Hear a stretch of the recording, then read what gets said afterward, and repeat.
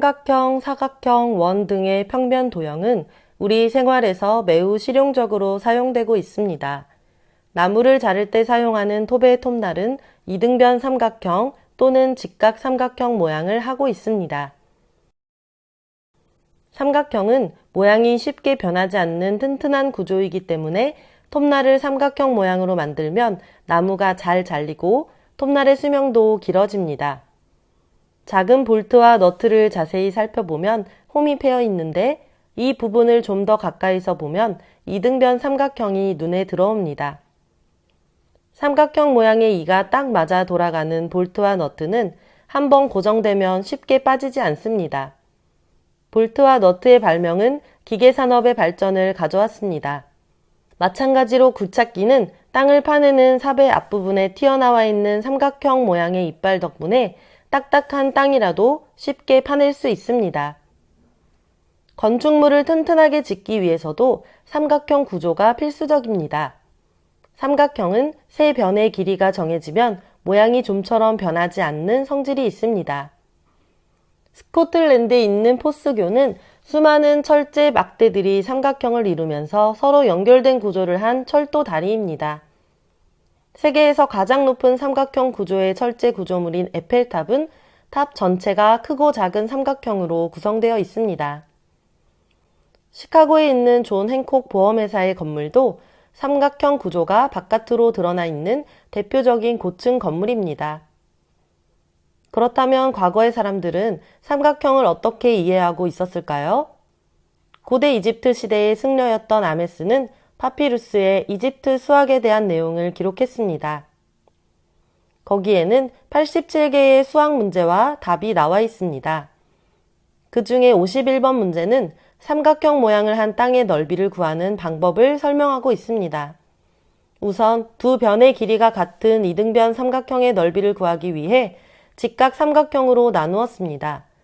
그러고 난 후 하나의 삼각형을 다른 삼각형에 붙여서 직사각형을 만들어 그 넓이를 쉽게 구했습니다. 지금으로부터 3800년 전 고대 이집트인도 직사각형 넓이와 삼각형 넓이는 어떤 관계가 있는지 알고 있었습니다. 그들은 그 어떤 삼각형이 주어지더라도 그것을 직각 삼각형 두 개의 합이나 차로 표현할 수가 있었습니다.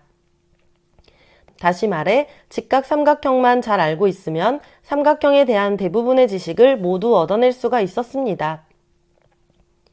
고대인들은 왜 삼각형을 이해하려고 했으며 또 삼각형을 어디에 어떻게 이용했을까요?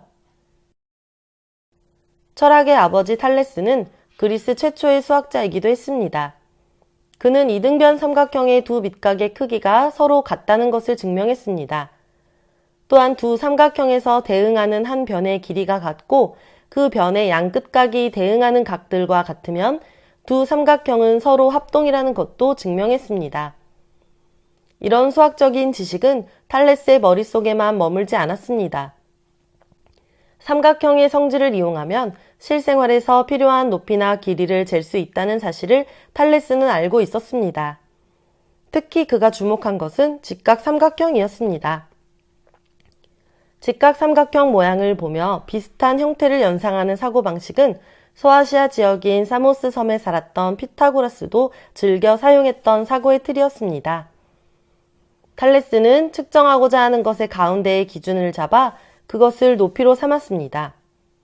그런 후에 그 기준이 땅에 그리는 그림자 길이와 그가 짚고 있던 지팡이 그림자의 길이를 비교해서 계산하는 방법을 터득했습니다.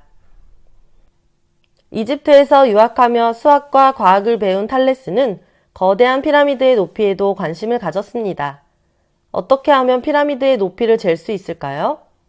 당시 이집트인은 거대한 피라미드를 건설했지만 실제로 측정을 하지 않았고 삼각형을 이용하여 피라미드의 높이를 잴 수 있다고는 미처 생각하지 못했습니다. 그런데 탈레스는 그림자의 길이를 이용하여 지팡이 하나만으로 피라미드의 높이를 쟀습니다. 수직으로 세운 막대와 막대의 그림자가 만든 삼각형을 이용하여 피라미드의 그림자 길이만 측정하여 피라미드의 높이를 계산할 수 있었던 것입니다. 이렇게 직각 삼각형의 원리를 실생활에 이용할 정도로 삼각형에 대한 고대인의 탐구 능력과 열정은 대단했습니다. 세계에서 가장 오래된 수학책인 아메스 파피루스 56번 문제도 피라미드에 관한 내용입니다. 이 문제는 피라미드의 정사각형 바닥과 높이를 예로 들어 만들어진 직각 삼각형에 관한 것입니다. 흘림체로 쓰여있는 내용을 해독하면 다음과 같은 내용이 드러납니다. 높이가 250이고 정사각형 바닥의 한 변이 360인 피라미드의 섹트를 구하라. 여기서 섹트는 직각 삼각형에서 직각을 낀 두 변의 비율을 말합니다. 직각 삼각형에서 직각을 낀 두 선분의 비율에 따라 빗변의 기울기가 달라진다는 사실을 가르쳐주고 있는 문제입니다. 피라미드의 바닥 모양은 정사각형이므로 4개의 내각 각각은 그 크기가 직각입니다. 그리고 각 옆면은 모두 삼각형입니다. 따라서 피라미드의 건설에는 직각 삼각형이 대단히 중요한 역할을 했음을 유추할 수 있습니다. 삼각형이 들어있는 고대 이집트의 문화유산인 피라미드. 이것은 인류 역사상 인간이 만든 가장 위대한 건축물 중 하나입니다. 이 거대한 건축물에는 고대인들이 알고 있었던 수학적인 지식, 그 가운데서도 삼각형의 지혜가 총동원되었습니다. 이렇게 보면 삼각형의 지혜는 문명 속의 수학이었습니다. 우리가 한쪽 눈을 감았을 때 거리를 잘 가늠하지 못하는 이유는 우리의 눈이 물체와의 거리를 측정하기 위해 이등변 삼각형의 성질을 이용하기 때문입니다. 다시 말해, 세 점이 있어야만 정확한 거리를 측정할 수가 있습니다. 이와 같은 원리를 땅을 측량하는 방법에 적용한 것이 삼각측량법입니다. 삼각측량법을 이용한 첨단 과학기술이 바로 GPS입니다. GPS는 글로벌 포지셔닝 시스템의 약자로 비행기, 선박, 자동차뿐만 아니라 세계 어느 곳에든지 인공위성을 이용하여 자신의 위치를 정확히 알 수 있는 시스템입니다. GPS는 단순한 위치 정보 제공에서부터 유조선의 충돌 방지, 대형 토목공사의 정밀 측량, 지도 제작 등 광범위한 분야에서 연구되어 활용되고 있습니다. 주방에서 흔히 볼 수 있는 냄비의 바닥은 열을 효율적으로 전달하기 위해 원 모양으로 만들어져 있습니다. 원의 중심에서 원 둘레까지의 거리는 일정합니다.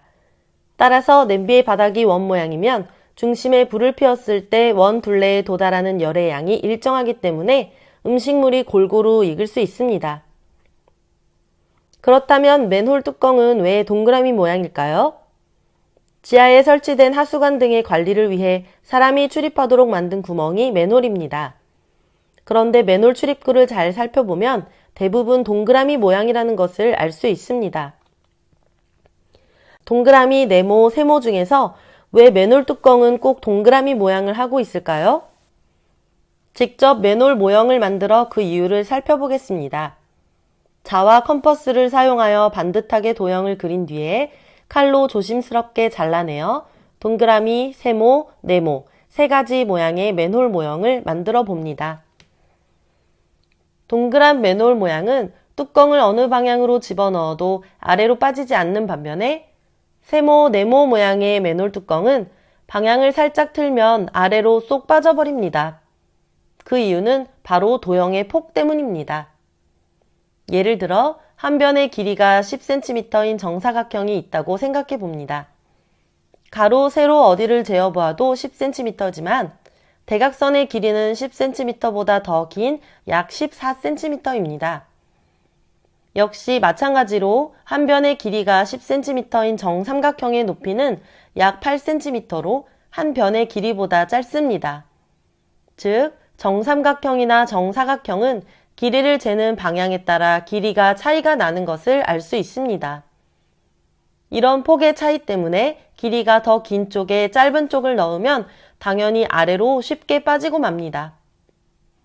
그럼 10cm의 폭을 가진 원은 어떨까요? 이쪽 저쪽 어디를 재어보아도 폭은 항상 일정해서 접거나 잘라내지만 않는다면 아래로 빠지지 않습니다. 이런 이유로 맨홀 뚜껑을 동그라미 모양으로 만드는 것입니다. 비행기의 창문도 둥근 모양입니다. 둥근 모양은 충격과 압력을 잘 분산시키는 성질을 가지고 있기 때문입니다. 그리스 수학의 아버지인 피타고라스는 생활 속에서 직각삼각형의 특징을 발견하여 피타고라스의 정리를 만들었습니다. 고대인들은 삼각형 속에 담긴 수많은 질서와 규칙을 찾아냈습니다. 그들에게 삼각형은 세 변으로 이루어진 단순한 도형이 아니라 수학이라는 커다란 산과 같았습니다. 더 나아가 다각형 속의 모든 세상을 담아내려고 했던 피타고라스와 그의 제자들은 인문학적 소양을 바탕으로 수학을 연구했습니다.